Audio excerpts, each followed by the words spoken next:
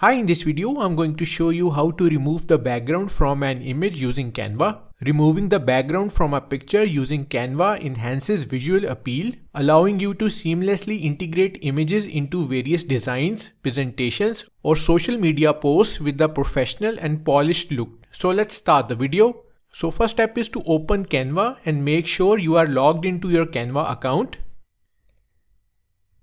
Create a new design or open an existing one. Next, upload the image you want to work on. Click on the Uploads tab on the left sidebar. And then drag and drop your image into the workspace.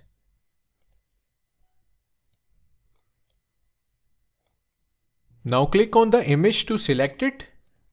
You will notice a toolbar appear at the top of the screen. Look for the Edit Photo option and click on it. So click on Edit Photo. Under Magic Studio section, you will find the BG Remover tool. Click on it.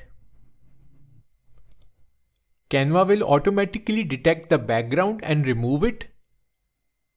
As you can see, background has been removed. So once the background is removed, click on the Share button at the top right corner of the screen.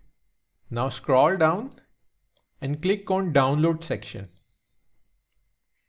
Choose your preferred file format and hit the download button.